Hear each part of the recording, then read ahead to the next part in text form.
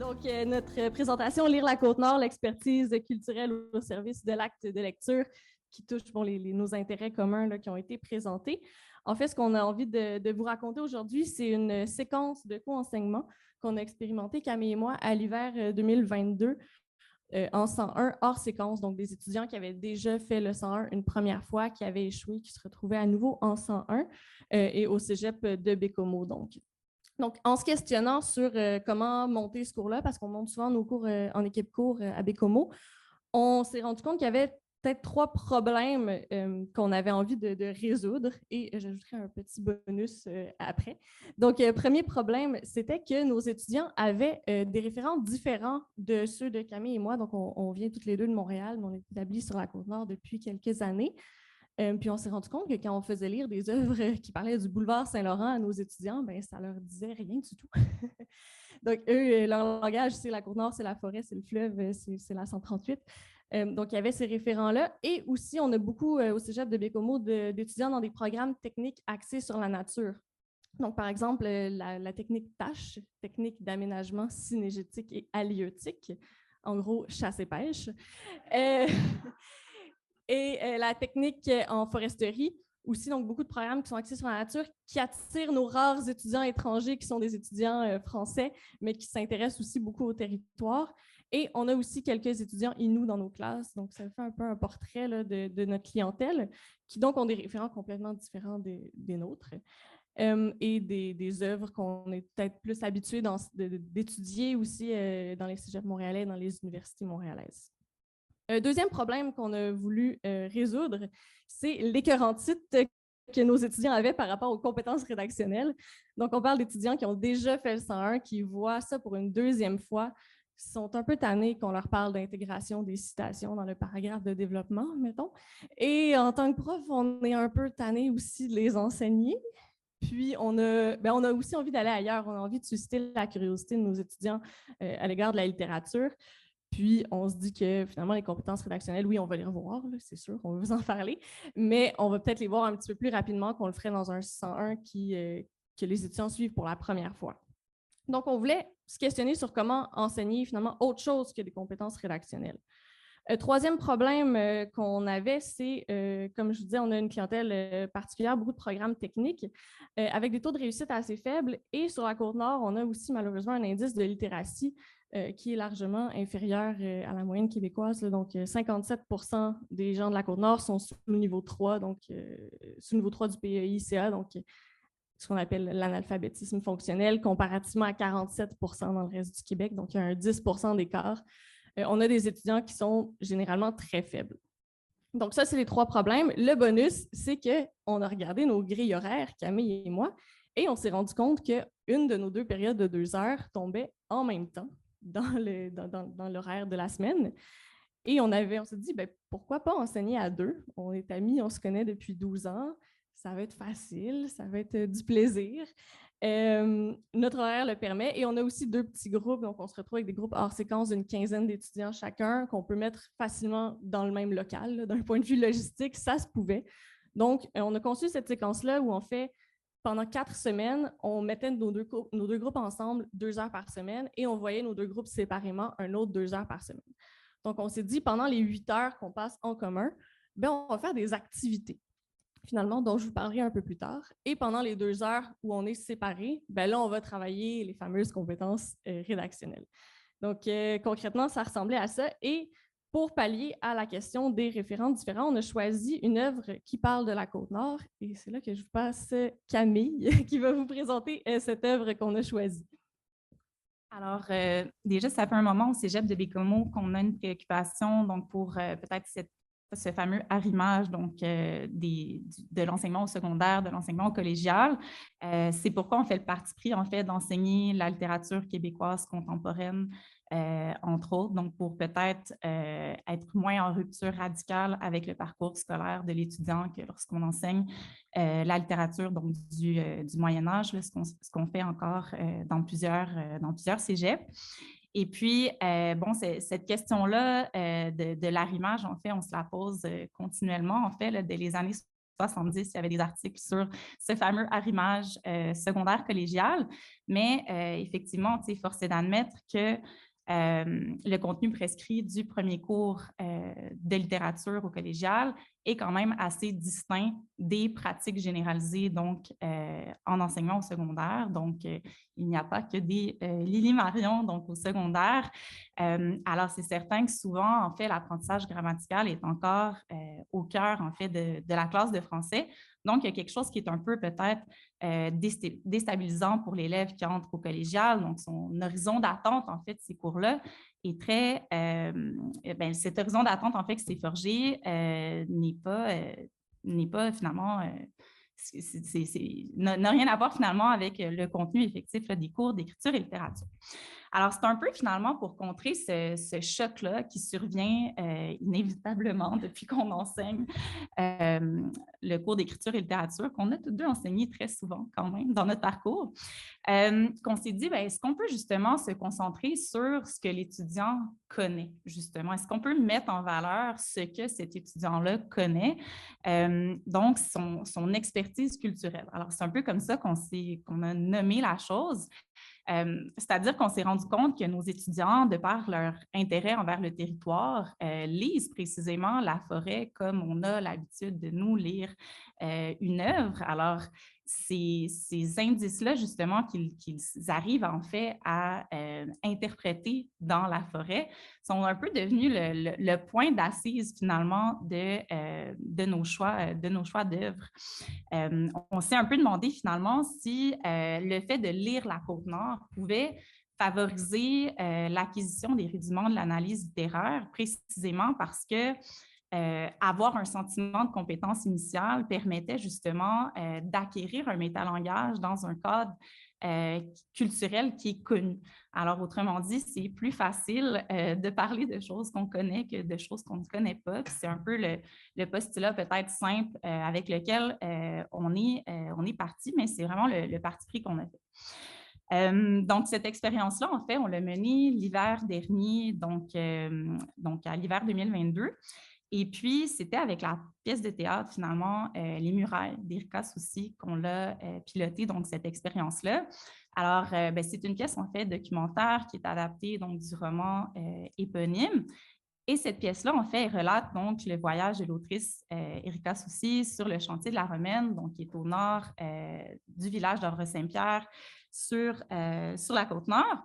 Et puis, en fait, cette incursion-là dans l'univers donc, des grands chantiers hydroélectriques expose en fait le mode de vie des travailleurs fly-in, fly-out qui est très répandu sur la Côte-Nord, qui est très connu en fait des étudiants auxquels on enseigne. Et cette œuvre-là, justement, met au jour la fragilité de ces liens familiaux dans un territoire, justement, où les longues absences sont ancrées donc, dans l'imaginaire collectif. Alors, Erika Soucy mêle aussi les registres, donc en incorporant les régionalismes comme chouenné, chouenneux, donc des termes qu'on a dû acquérir nous-mêmes, mais aussi donc des références à la poésie québécoise, donc des remarques qui sont anecdotiques, mais des constats qui sont plus sociologiques.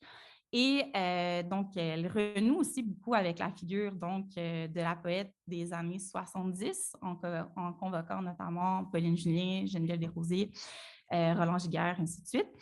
Et bref, si on prenait conscience finalement en créant cette séquence-là qu'on avait auparavant eu beaucoup l'habitude de faire un lien finalement entre la culture seconde de l'étudiant, donc l'œuvre littéraire souvent éloignée de lui qu'on tente de lui transmettre, et la culture première de l'étudiant, donc son vécu, ses valeurs, ses connaissances, afin de favoriser la compréhension, en fait, dans cette expérience-là, on a essayé finalement de faire l'inverse. Donc, c'est plutôt la culture première des étudiants qui était au centre de la classe et qui devenait un tremplin vers l'approfondissement finalement de leurs connaissances littéraires, historiques, culturelles. Et on a été motivés, donc, d'une part, au départ, par l'idée de l'identification, bien sûr, de nos étudiants, donc un sentiment qui connaissait, en fait, pour la majorité, fort peu. Parce que des œuvres qui parlent de la Côte-Nord, en fait, il n'y en a pas tant que ça. Et cette familiarité, justement, était précisément déconcertante dans le contexte dans lequel on se trouvait. Donc, c'est cette identification-là dont on parle constamment depuis le primaire, tout au long du secondaire, en fait, ce n'est pas nécessairement un phénomène qui avait rencontré énormément. Puis, dès justement la lecture de cette œuvre-là, on a justement des anecdotes familiales, donc beaucoup de commentaires personnels, de postures personnelles qui ont émergé. Donc, justement, de pères, d'oncles qui leur paraissaient mariés au chantier depuis leur tendre enfance. Et, bref, effectivement, leur cartographie, hein, c'est bel et bien celle de la 138, celle justement de ces axes forestiers défrichés pour la prospection minière, le développement hydroélectrique. Donc, pour une fois, justement, on parlait de ça au cœur de cette œuvre-là. À noter aussi que dans le choix, justement, d'enseigner cette œuvre-là, il y avait une volonté aussi de s'arrimer au Centre des arts de Baie-Comeau qui présentait la pièce durant l'hiver. Il faut dire que, justement, dans la réalité dans laquelle on se trouve, on a quand même peu de choix pour envoyer nos étudiants au théâtre. Donc, il y a quelques pièces qui sont présentées par année, mais pour que l'Arrimage fonctionne avec une session, c'est somme toute assez limité. Mais là, la pièce, justement, était présentée là, pour la première fois à Baie-Comeau. Alors, en plus, ça nous permet en plus d'encourager un partenaire culturel en région. C'est vraiment important de se soutenir là, les uns les autres. Alors, voilà. Donc, Audrey va vous parler concrètement de ce qu'on a fait. Alors, quelle était cette expérience? Oui, cette fameuse séquence didactique qu'on a testée. Donc, en fait, on est parti du principe de base, outre le choix de l'œuvre, puis l'identification et l'expertise culturelle.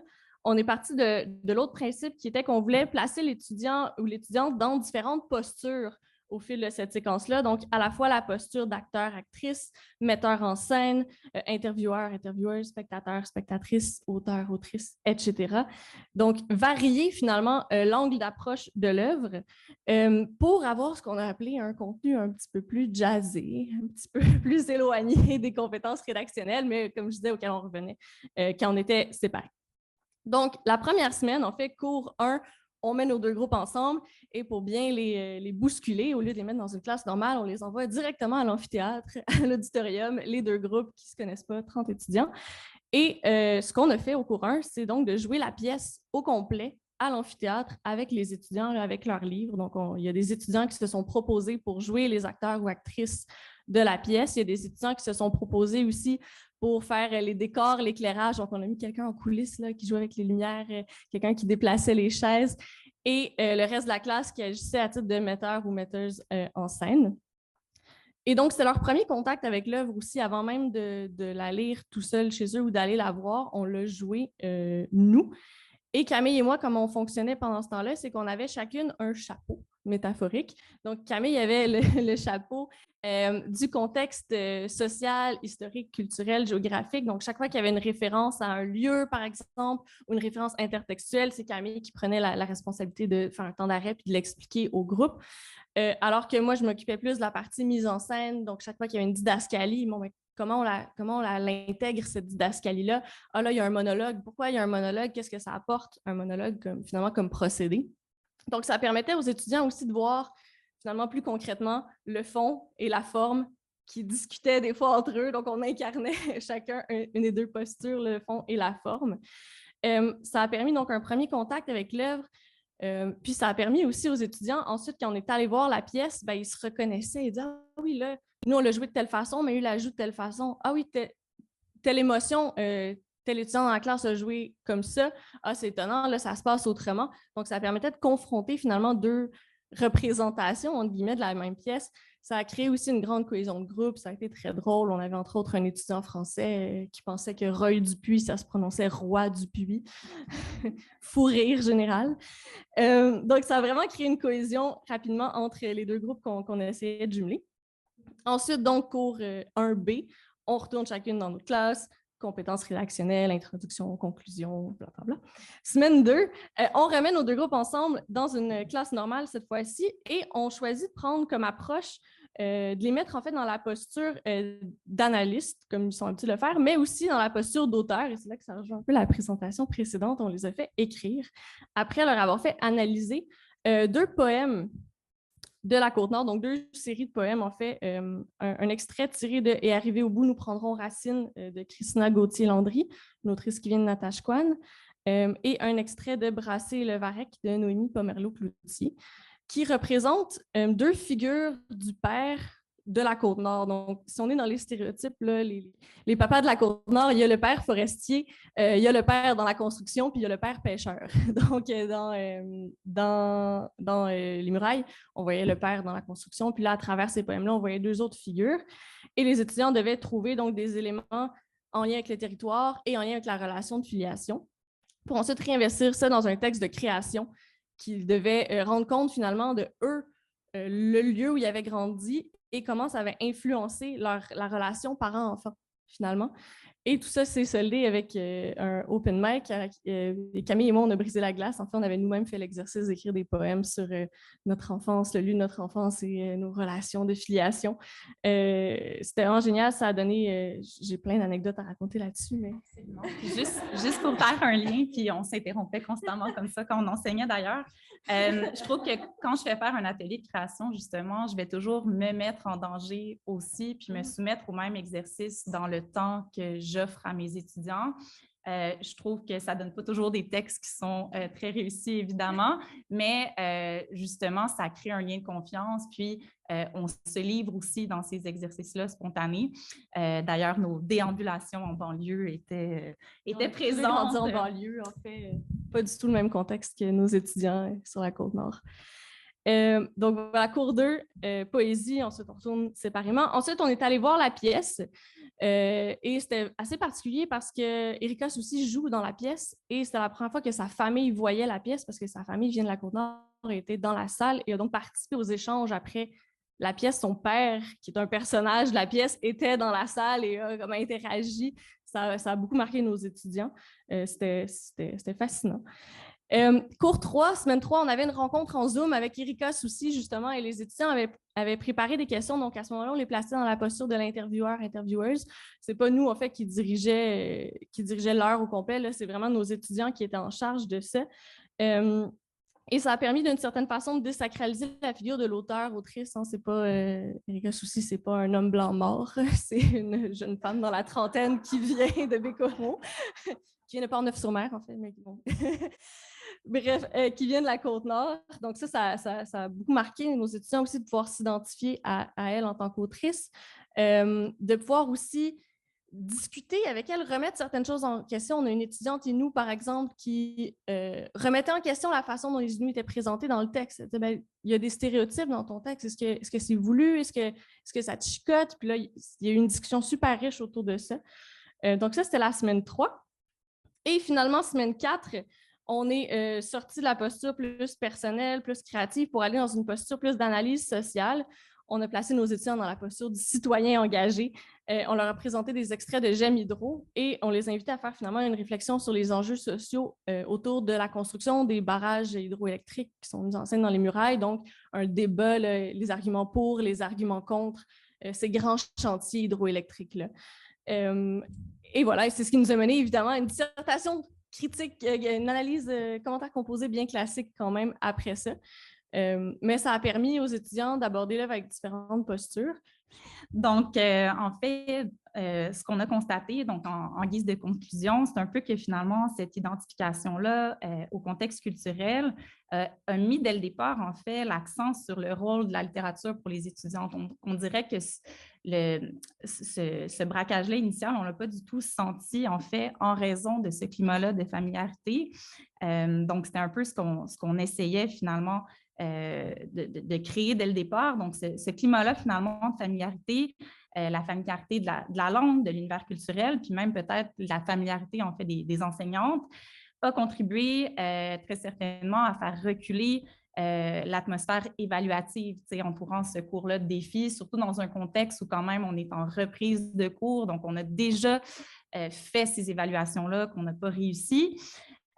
Puis, ça nous a permis peut-être justement de changer de perspective, de donner un sentiment donc de compétence initiale aux étudiants. Très certainement, ça a créé une atmosphère de cours qui était assez dynamique et pétillante, où les impressions, les souvenirs, le ressenti devenaient en fait les assises de l'interprétation. Puis je pense qu'il y avait quand même une distinction qui se faisait entre ce qui est attendu à l'écrit, ce qui était possible de dire à l'oral. C'était des choses quand même qu'on explicitait, mais c'était quand même, dans notre cas, le point de départ, justement, pour enjoindre les étudiants à se faire du fun dans le cours de littérature. Je pense que c'est vraiment ce qu'on a ressenti durant cette session-là d'expérimentation.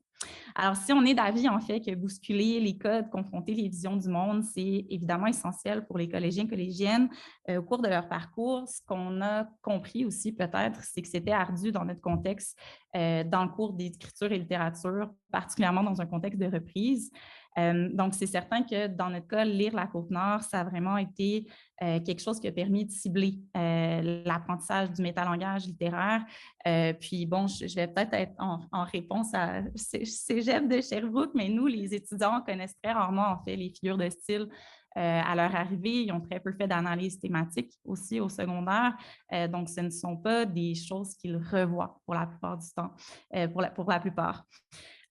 Puis finalement, le parti pris de la lenteur, de la progression spiralaire, donc le choix, par exemple, de jouer la pièce dans son intégralité avant de la voir, avant de discuter aussi avec l'autrice, a permis, je pense, aux étudiants d'adopter une multitude de postures artistiques et analytiques qui ont contribué à leur investissement à la fois affectif et cognitif envers l'œuvre. Donc, une prise de conscience que j'ai eue aussi peut-être pendant cette expérimentation-là, c'était que souvent, j'avais peut-être tendance à vouloir jouer à l'anthologie et peut-être à trop transmettre. Alors, parfois, justement, lire moins, mais lire mieux et relire s'avère peut-être plus fertile en réalité. Alors, du point de vue de l'appréciation des étudiants, donc on a constaté un engagement là, qui était substantiel tout au long de la session. Alors, des commentaires éclairants comme « Adoré, je suis un ancien de la construction et ça m'a parlé ». Alors, une œuvre sur notre belle région, comme on n'en voit pas assez souvent. Donc, c'était des commentaires qui étaient plutôt là, personnels là, qu'on a récoltés comme ça à la fin de la session. Mais à tout le moins, ce qu'on a compris au terme de ce processus-là, c'est vraiment que la géographie crée nos référents culturels et qu'en partant de l'idée que justement nos étudiants détiennent une expertise que nous, on n'avait pas ou qu'on découvre encore, en fait, c'était peut-être beaucoup plus riche au sein de la salle de classe. Et pour des prolongements peut-être de cette expérimentation-là, c'est certain qu'en fait, au collège, on a l'habitude d'enseigner beaucoup la littérature inoue. C'est une séquence là, que plusieurs enseignants là, incluent dans leur parcours en 101, en 103. Donc, entre autres, avec Joséphine Bacon, Natacha Canapé-Fontaine. Et puis, c'est certain qu'on constate que, justement, ancrer nos cours dans cette géographie-là régionale a un impact très net sur la motivation et l'engagement. Alors.